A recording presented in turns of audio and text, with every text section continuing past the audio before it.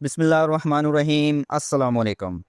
जी बच्चों, क्या हाल हैं? आज हम डिस्कस करने जा रहे हैं, बहुत ही इंटरेस्टिंग टॉपिक है आज का हमारा, नेचुरल सिलेक्शन के। हमने पैटर्न डिस्कस करने हैं कि नेचुरल सिलेक्शन किन किन पैटर्न के ज़रिए होती है। बच्चों, आपको ये भी पता है कि नेचुरल सिलेक्शन जो सिलेक्शन है वो दो तरह की होती है। एक होती है नेचुरल सिलेक्शन और दूसरी होती है आर्टिफिशियल सिलेक्शन। नेचुरल सिलेक्शन क्या होती है कि जिसमें एक ऑर्गेनिज़म अपने आप को अडेप्ट करता है इन्वायरमेंट की रिक्वायरमेंट के मुताबिक। यानी कि कोई भी एक इन्वायरमेंट है, उसके मुताबिक कोई भी ऑर्गेनिज्म अपने आप को डालेगा, तो उस वक्त जो उस पर सिलेक्शन हो रही होती है वो नेचुरल सिलेक्शन हो रही होती है। लेकिन आर्टिफिशियल जो सिलेक्शन है, ये इंसान करता है अपने डिज़ायरेबल प्रोडक्ट को हासिल करने के लिए। तो ऐसी सिलेक्शन को हम कहते हैं आर्टिफिशियल सिलेक्शन। तो ये है सिलेक्शन की दो टाइप्स। लेकिन हमने यहाँ पे टाइप्स डिस्कस नहीं करनी, हमने यहाँ पर पैटर्न्स को डिस्कस करना है कि नेचुरल सिलेक्शन के कितने पैटर्न होते हैं, किस किस तरह नेचुरल सिलेक्शन ऑपरेट होती है।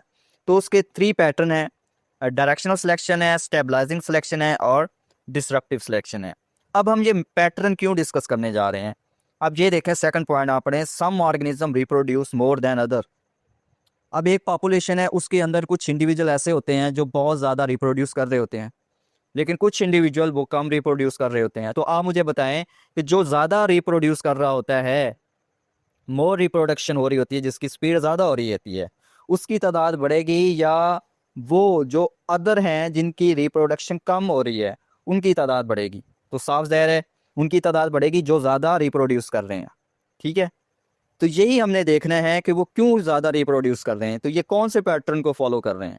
ठीक है, इसी तरह this increase frequency of some gene and decrease other gene. अब ये देखें, एक इंडिविजुअल है, उसका कलर ब्लैक है। ठीक है, उसका कलर ब्लैक है, और एक इंडिविजुअल है, उसका कलर वाइट है। अब जो ब्लैक कलर इंडिविजुअल है, इसकी जो रिप्रोडक्शन का रेट है वो ज़्यादा है, यानी कि ये एक ही टाइम में 8 बच्चे पैदा कर रहा है। लेकिन जो वाइट कलर है, ये एक ही टाइम में एक बच्चे पैदा कर रहा है। बताएं मुझे आप कि किसकी तादाद ज़्यादा बढ़ेगी, 8 वाले की बढ़ेगी या 1 वाले की बढ़ेगी? साफ ज़ाहिर है 8 वाले की बढ़ेगी। तो 8 वाले के जो जीन है वो भी तादाद में बढ़ेंगे, और वाइट वाले के जीन भी कम होंगे। तो इसको हम क्या कहते हैं? This increase frequency of some gene. तो कुछ जीन ज़्यादा हो जाएंगे और कुछ जीन कम हो जाएंगे। तो ये भी पैटर्न को फॉलो करते हुए होंगे। वो हम देखते हैं कौन कौन से पैटर्न है, उसको वन बाय वन एग्जाम्पल के साथ डिस्कस करते हैं। तो पहला जो पैटर्न है उसको कहते हैं डायरेक्शनल सिलेक्शन। डायरेक्शनल सिलेक्शन नाम से ही जाहिर है कि ये एक डायरेक्शन में जाएगी सिलेक्शन। यानी कि एक डायरेक्शन से मुराद क्या है? एक डायरेक्शन से मुराद ये है कि सपोज करें, जिस तरह मैंने अभी बताया कि ब्लैक कलर ये एक डायरेक्शन है। ठीक है, और अभी हमने कहा कि दो इंडिविजुअल थे, एक वाइट कलर था और एक ब्लैक कलर था। ब्लैक कलर की तादाद बढ़ रही है, वाइट कलर की तादाद कम हो रही है। तो अब ये डायरेक्शन किधर जा रही है? ऐसे जा रहा है, ऐसे जा रहा है। जो ब्लैक है वो हाई होते जा रहे हैं, ये एक डायरेक्शन है, और जो वाइट है वो कम होते जा रहे हैं। इसको हम क्या कहते हैं? ये डायरेक्शनल सिलेक्शन है। अब यहाँ पे देखें, अगर when a population show particular trend over time, कोई एक ट्रेंड को पॉपुलेशन फॉलो करे और वो ट्रेंड उस पॉपुलेशन के अंदर कॉमन हो जाए, तो वो जो सिलेक्शन होगी उसको हम कह देते हैं डायरेक्शनल सिलेक्शन। अब इसको हम मजीद एग्जाम्पल से डिस्कस करते हैं। Individual better adapted to new environment survive मोर।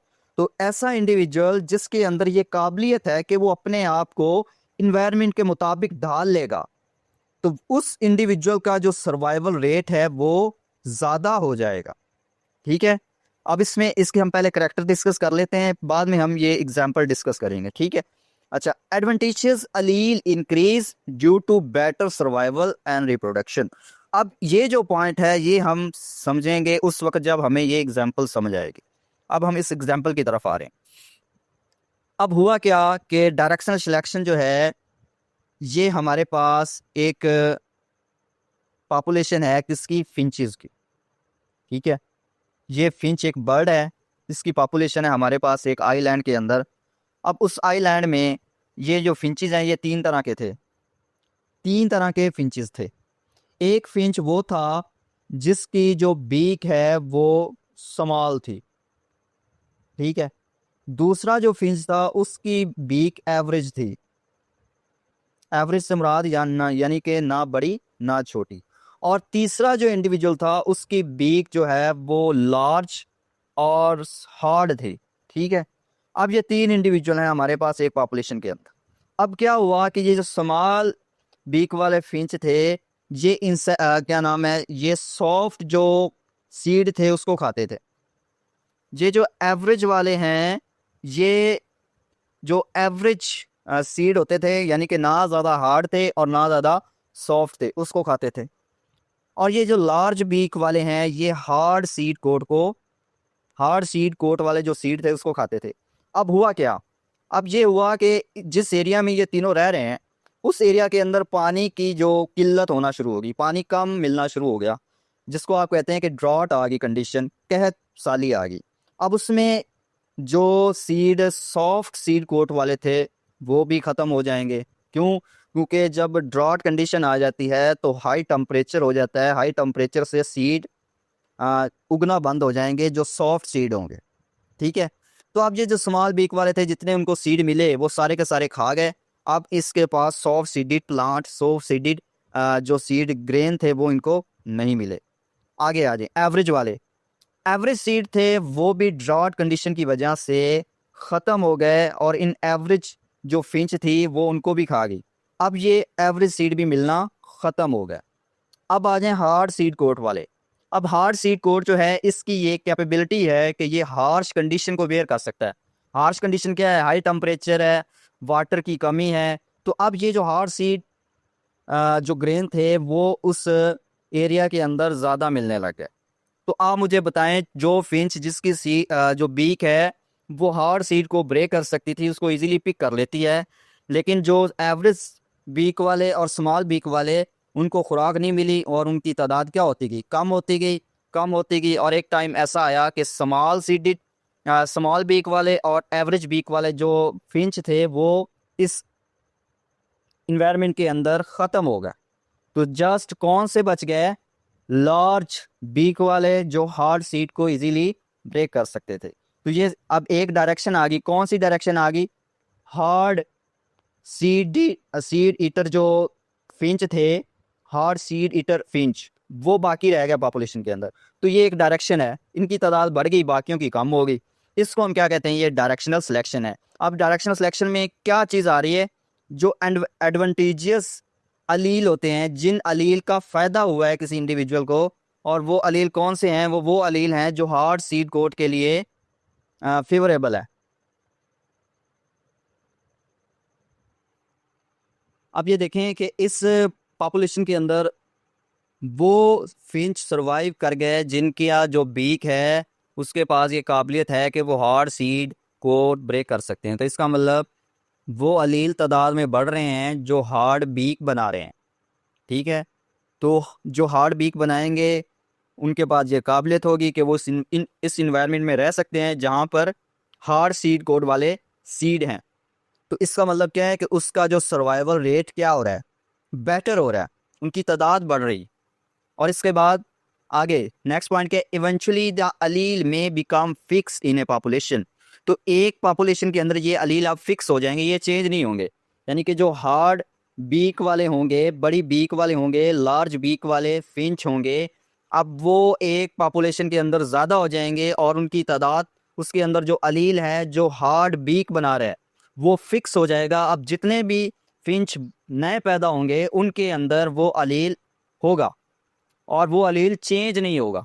इसलिए इसको क्या कहते हैं? अलील में बिकम फिक्स इन पॉपुलेशन। तो वो पॉपुलेशन के अंदर वो अलील फिक्स हो जाएगा। अब इसको हम एक और एग्जांपल से डिस्कस करते हैं। Industrial melanism in moth where darker moth survive better in polluted areas. Directional selection transform gene pool towards better adaptation. अब यहाँ पे एक और हम एग्जांपल डिस्कस करते हैं कि कुछ एक ऐसा एरिया था, या आप कह लें कि जब दुनिया के अंदर इंडस्ट्रीज़ नहीं बनी थी, तो उस वक़्त जो दरख्त हुआ करते थे उनकी जो बार्क है, ये वाइट कलर हुआ करती थी। ठीक है, और इस वाइट कलर बार्क के ऊपर दो तरह के मॉथ जो है वो रहते थे। एक मॉथ वो था जिसका कलर ब्लैक था, और एक मॉथ ऐसा था जिसका कलर वाइट था। अब बार्क का कलर भी वाइट है और एक मॉथ है जिसका कलर भी वाइट है। तो आप मुझे बताएं कि एक ऐसी चीज़ है, वाइट कलर पेपर है, और उसके ऊपर आप कोई वाइट कलर की चीज़ रख दें तो आपको दूर से वो नज़र नहीं आएगी। इसी तरह अगर आप एक वाइट पेपर लें और उस वाइट पेपर के ऊपर कोई छोटी सी ब्लैक कलर कोई भी चीज़ आप रखेंगे तो वो आपको दूर से नज़र आ जाएगी। ठीक है, तो इसका मतलब क्या हुआ कि जो परिंदे थे वो मौत का शिकार करते थे। अब जो मौत ब्लैक कलर मौत था वो इजीली इनको दरख्तों के ऊपर इजीली दूर से नज़र आ जाता था। तो बर्ड इस ब्लैक कलर मौत का शिकार कर लिया करते थे, और ये वाइट कलर मौत जो है ये बच जाया करते थे। ठीक है। अच्छा, जब इंडस्ट्रीज बनना शुरू हुई तो अब इस फिनोमिना का ऑपोजिट हो गया। वो क्या हुआ? वो ऑपोजिट ये हुआ, ये वाला। अब इसमें क्या है कि इसमें जो दरख्त की बार्क है जो दरख्त की, वो ब्लैक हो गई। किस वजह से ब्लैक हुई? धुएं की वजह से, क्योंकि इंडस्ट्रीज ने जो उसकी चिमनीज होती हैं वो धुआं बाहर निकालती है एटमॉस्फेयर में, और वो एटमॉस्फेयर से हवा के ज़रिए दरख्तों की बार्क के ऊपर जमा होना शुरू हो गया। अब क्या हुआ कि बिल्कुल वही दो तरह के मौत अ, दरख्तों के ऊपर थे। एक ब्लैक कलर था और दूसरा वाइट कलर था। अब क्या हुआ कि बार्क भी ब्लैक हो गई है, और ब्लैक मौत तो ऑलरेडी था, उनकी तादाद कम थी, और वाइट की बहुत ज़्यादा थी तादाद।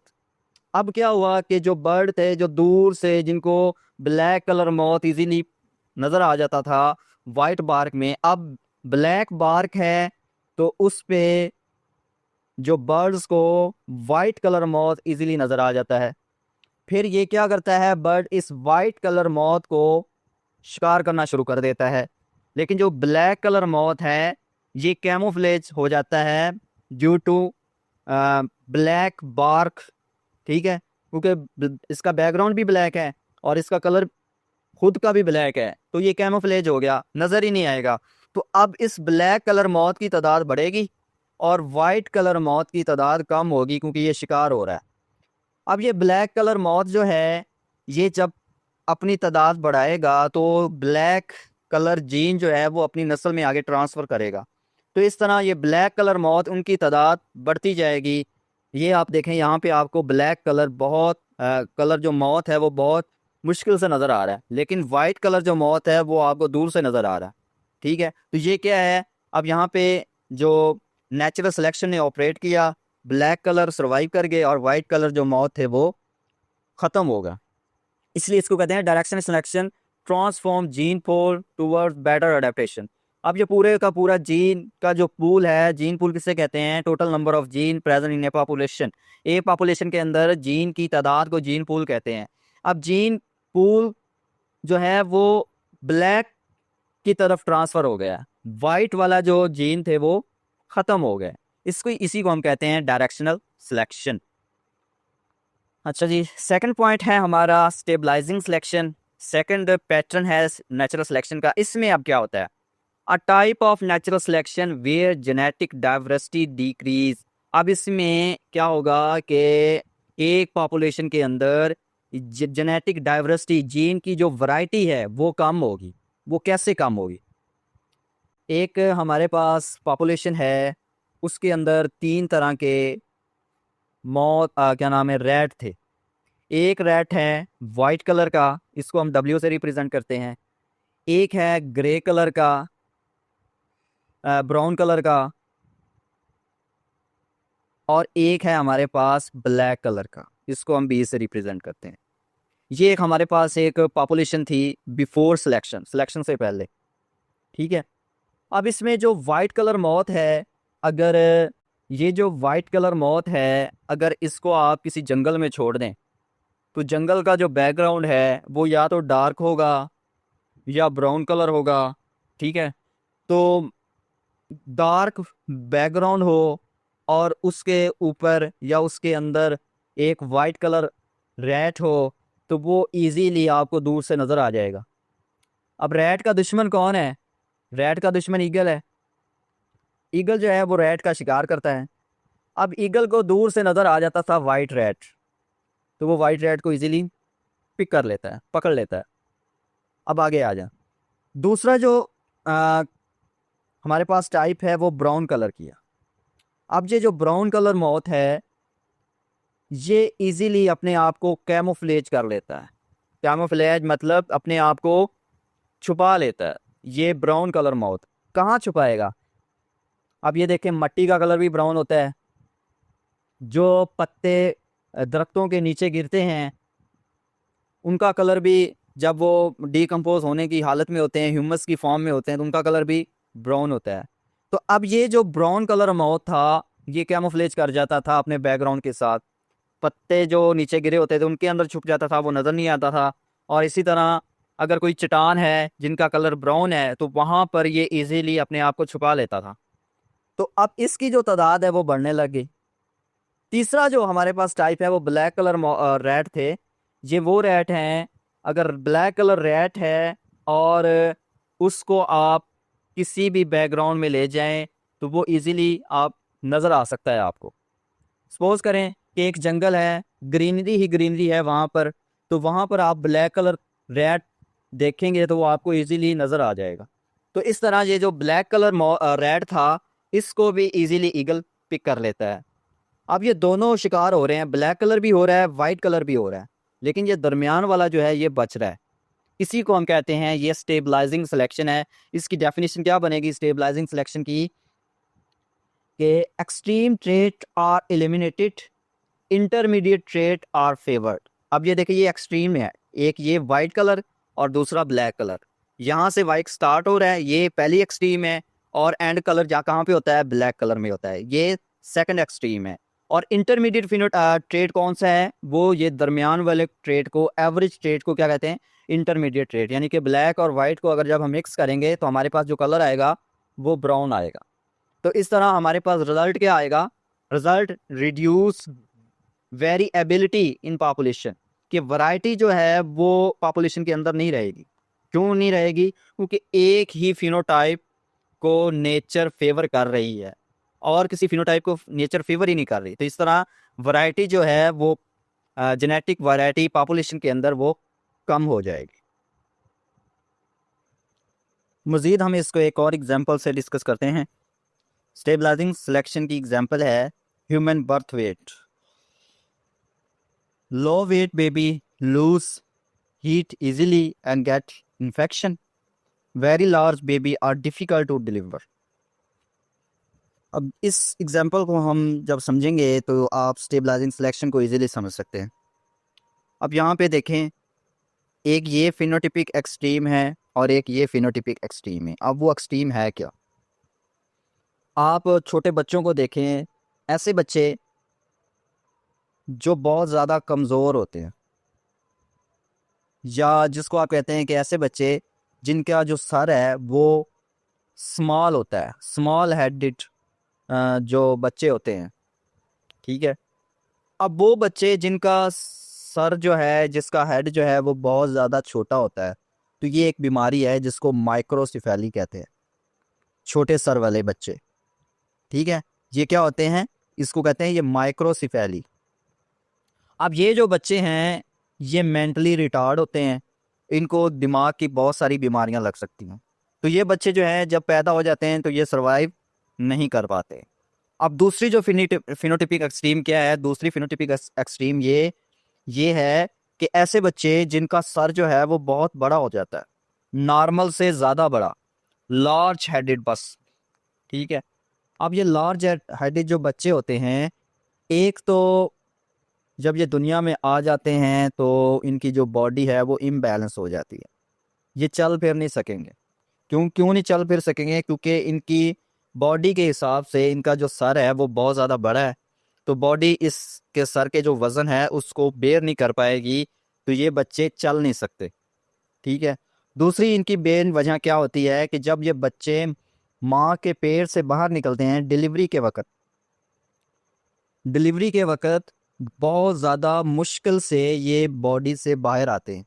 क्यों? क्योंकि ये नॉर्मल से ज़्यादा इनका सर बड़ा होता है, तो वो डिलीवरी के लिए जो ना बहुत ज़्यादा मुश्किलात देखनी पड़ती है, तो ये बच्चे भी सरवाइव नहीं कर पाते। कौन फिर सरवाइव कर पाता है? वो कर पाता है जो एवरेज होता है, यानी कि वो बच्चे जिनका सर एवरेज साइज का होता है, जिस तरह हमारा है, हम नॉर्मल हैं तो हमारा जो सर है वो एवरेज साइज का है, ठीक है। तो ये जो एवरेज साइज के बच्चे होते हैं ये इजीली इनकी डिलीवरी हो सकती है, और डिलीवरी के बाद जब ये दुनिया में आते हैं तो ये नॉर्मल होते हैं, इनको कोई बीमारी नहीं होती, तो इनकी तादाद ज़्यादा है, ठीक है। तो ये क्या है, ये स्टेबलाइजिंग सिलेक्शन है कि एवरेज जो फिनोटाइप होगी उसको नेचर सेलेक्ट करती है। Medium weight baby have the highest survival rate, वही बात कि जो बच्चे जिनका वेट, चाहे वो सर का वेट है चाहे उसकी पूरी बॉडी का वेट है, वो मीडियम होगा तो उनका सर्वाइवल रेट ज़्यादा होगा as compare to large baby and as compare to low weight baby, ठीक है। अच्छा, थर्ड जो सिलेक्शन है इसको हम कहते हैं डिसरप्टिव सिलेक्शन। अब इसमें क्या होता है, occur when extreme trait have higher fitness, intermediate trait और डिसएडवांटेज। अब यहाँ पे क्या होगा कि एक पॉपुलेशन के अंदर वो ट्रेड सरवाइव करते हैं जो जिस ट्रेड का स्टार्ट और एंड जो होगा ट्रेड, वो ट्रेड सरवाइव करेगी, और जो दरमियानी ट्रेड होगी एवरेज ट्रेड, वो ख़त्म हो जाएगी। तो ऐसी सिलेक्शन को हम कहते हैं डिसरप्टिव सिलेक्शन। इसको हम एग्जांपल से समझेंगे। अच्छा, आगे इसका सेकंड पॉइंट है, third point, can increase diversity with in population. अब एक पॉपुलेशन के अंदर एक से ज़्यादा फिनोटाइप हैं तो इसका मतलब वैरायटी है। एक पॉपुलेशन के अंदर एक से ज़्यादा फिनोटाइप होगी तो इसका मतलब एक पॉपुलेशन के अंदर दो अलग अलग उनकी वैरायटी है। तो ये जो सिलेक्शन है ये क्या करती है, ये डाइवर्सिटी को इंक्रीज करती है, जेनेटिक डाइवर्सिटी को इंक्रीज करती है। अब इसकी एग्जांपल हम देखते हैं। एग्जांपल है शेल कलर ऑफ लिम्पेट्स। ये लिम्पेट्स क्या है, ये एक मोलस्क है, मैरीन मोलस्क। अब इसका क्या होता है कि जो लाइट लिम्पेट होता है वो लिव ऑन वाइट बर्नेकल्स। अब ये देखें, ये लाइट जो होगा लिम्प्स, अब ये देखें ये वाइट लिम्प्ड, और ये सरवाइव कहाँ करेगा, अपने वाइट बैकग्राउंड में, ठीक है। और जो डार्क लिम्प्ड होगा वो सरवाइव करेगा डार्क बैकग्राउंड में, ठीक है। और आगे इंटरमीडिएट कलर यानी कि ब्राउन कलर जो है उसके लिए उसको उसका जो बैकग्राउंड है ब्राउन, वो उसको मिलेगा नहीं। तो इसका मतलब क्या है कि एक पॉपुलेशन है, एक ऐसा एरिया है, ये सपोज करें ये एक एरिया है, यहाँ पर दो तरह के इन्वायरमेंट हैं। एक इन्वायरमेंट है जिसका कलर वाइट है, उसको हम डब्ल्यू से रिप्रेजेंट करते हैं, और एक कलर है जिसका कलर ब्लैक है, बैकग्राउंड का, इन्वायरमेंट का। अब जो लिम्पिड जिनका कलर वाइट होगा वो वाइट एरिया में सरवाइव करेगा, वाइट एरिया में रहेगा तो वो छुप जाएगा, नज़र ही नहीं आएगा। और जो लिम्पिड ब्लैक कलर का होगा वो ब्लैक कलर एरिया में जाएगा, वहाँ छुप जाएगा। अच्छा, अब ये जो इंटरमीडिएट है यहाँ पे बेचारे ब्राउन कलर आएंगे। अगर वो इस साइड पर जाते हैं तो यहाँ पर भी इजीली उसको देखा जा सकता है, और अगर वो इस साइड पर आते हैं तो तब भी ब्राउन कलर को डार्क ब्लैक कलर बैकग्राउंड में देखा जा सकता है।